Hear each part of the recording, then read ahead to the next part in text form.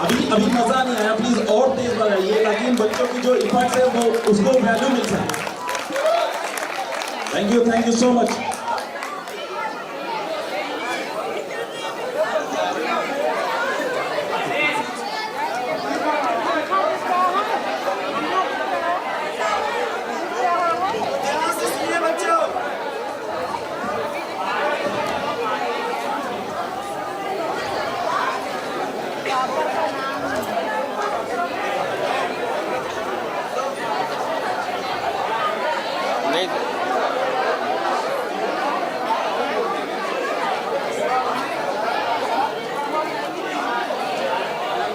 Topper of divine की बात मैं करूं तो ग्रेड 2 है और Unjala Kapil 12th class. Please give a big hand for Unjala Kapil. Nashra class 12, Nashra class 12, give a big hand for नशरा।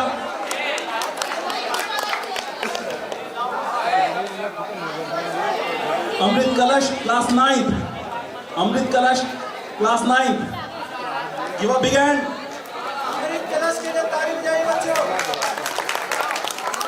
देखो भाई, ताली बजाने में कंजूसी ना करो। सबसे पहली बात ये है कि अगर आप ताली बजाओगे तो बच्चों को अच्छा फील होगा और जब आप भी अवार्ड लेके जाओगे तो ये रिकॉग्नाइज करेंगे कि हाँ भाई, जब मैं गया था तो इन्होंने अप्रिशिएट किया था, तो अब मेरी बारी है, मैं भी अप्रिशिएशन करूँ। ठीक है। Zainab Khan class 12, please give a big hand for Zainab Khan.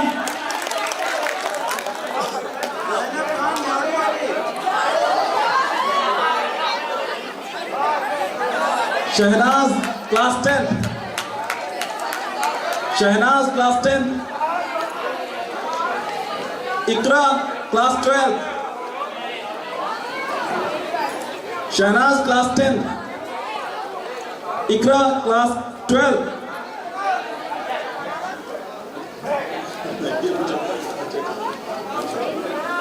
अच्छा भाई, ये इकरा चश्मा है शायद।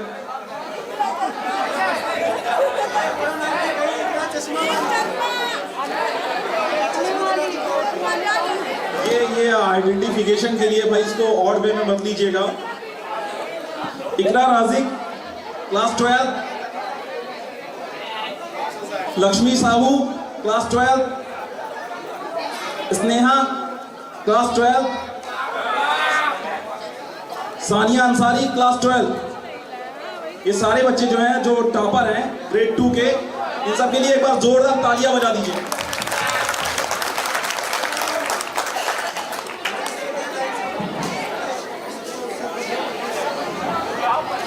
तो ये सब टॉपर हैं डिवाइन के। लक्ष्मी साहू रह गई थी, give a big hand for Lakshmi Sahu.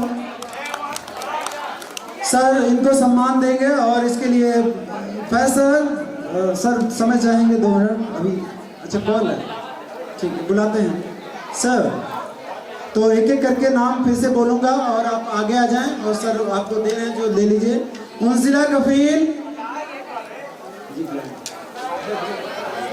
Unzila कफील के लिए जोरदार तालियां बच्चों। नशरा 12, उंजिला कफील आप विराजमान हो सकती है अपनी सीट पे। Nashra 12 intermediate, give a big hand for Nashra. Amrit Kalash class 9, ये देखो बच्चा 9th का भी टॉप कर गया।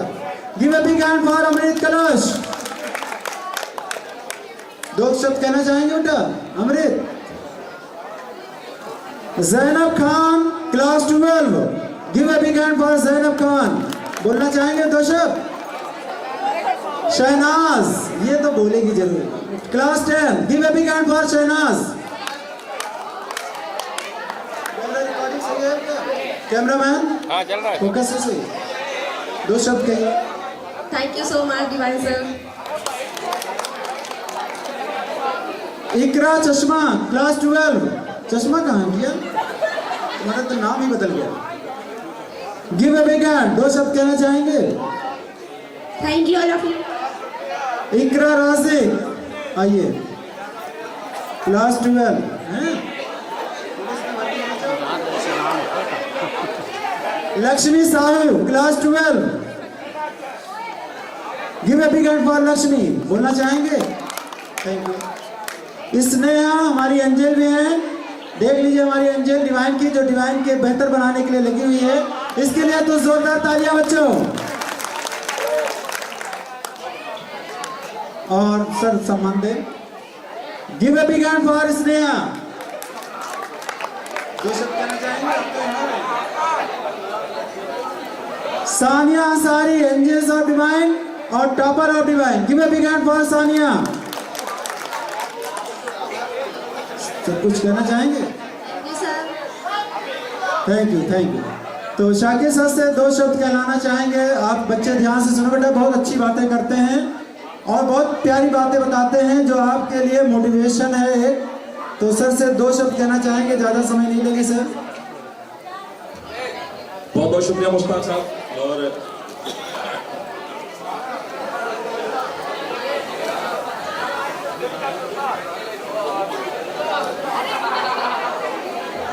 और बहुत बहुत शुक्रिया मुश्ताक साहब। और डिवाइन अपने आप में एक ब्रांड है, उसके बारे में आप लोग जानते हैं। और कुछ मेरा कहना उसमें समझ लीजिए कि गागर में सागर भरने जैसी बात होगी। लेकिन अगर मैं बात करूं, डिवाइन का इवेंट हमेशा से शानदार रहा है, बहुत ही शानदार रहा है।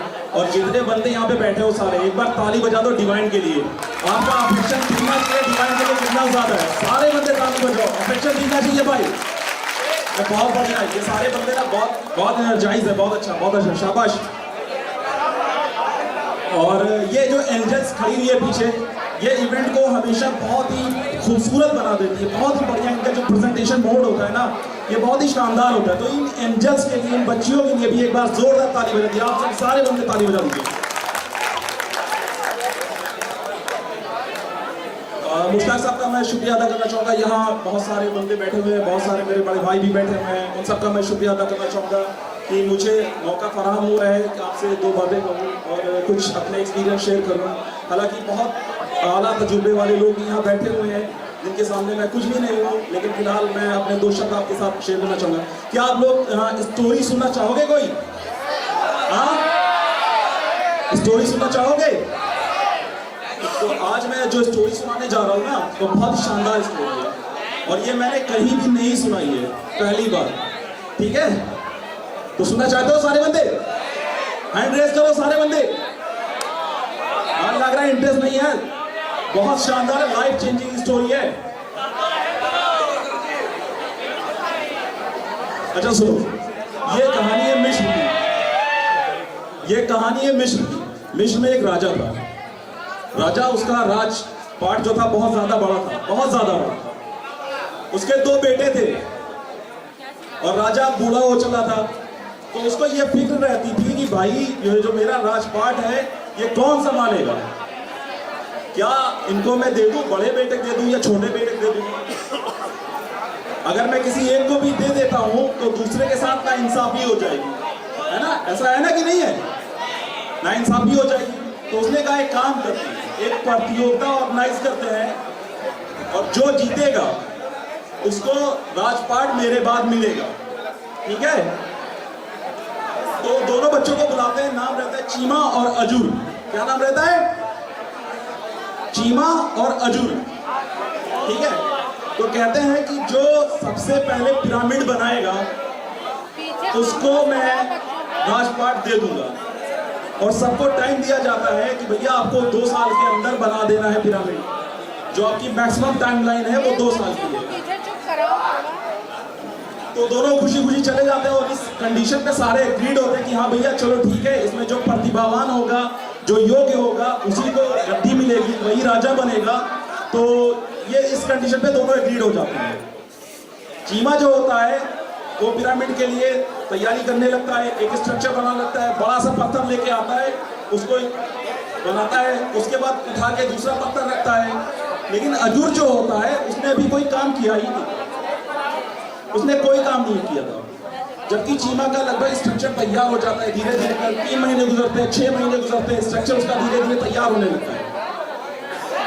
अब क्या होता है कि चीमा को लगता है यार अब पत्थरों को उसके ऊपर रखने में और ताकत की जरूरत पड़ेगी और ताकत लेने के लिए कुछ एक्सरसाइज करनी पड़ेगी। तो वो चला जाता है अपनी ताकत को बढ़ाने के लिए। और जो अजूर होता है वो तो कुछ एक खास तरह की डिवाइस बनाने में लगा था। और उसके बाद फिर क्या होता है, जब चीमा चला जाता है अपनी ताकत को बढ़ाने के लिए, तो अर्जुन ने वो डिवाइस बना दी थी। वो डिवाइस थी उसकी पत्थरों को मूव करने वाली, और उसने आसानी के साथ 6 महीने के अंदर अपना जो पिरामिड है वो तैयार कर दिया टाइम से पहले। जबकि उधर जो चीमा था उसको अपनी ताकत बढ़ाने के लिए मतलब वो गया हुआ था। तो राजा इस बात से बहुत खुश हुआ कि इसमें जो योग है वो अजुर है, और उसने अपने बाद राजा घोषित किया अजुर होगा, क्योंकि उसने बहुत ही अच्छा उस चीज को यूटिलाइज किया। ये जो स्टोरी थी ये द फास्ट लेन मिलेनियर की स्टोरी थी, और इसमें आप कोई भी काम करते हो या चीजें करते हो तो उसका क्या पॉइंट ऑफ व्यू होता है या करने का जो मेथड होता है वो क्या होता है, ये ज्यादा इंपॉर्टेंट करता है। तो अगर पैसे बनाने भैया तो शॉर्टकट देखना पड़ेगा, इक्वल डालना पड़ेगा। That's all from my side, thank you so much.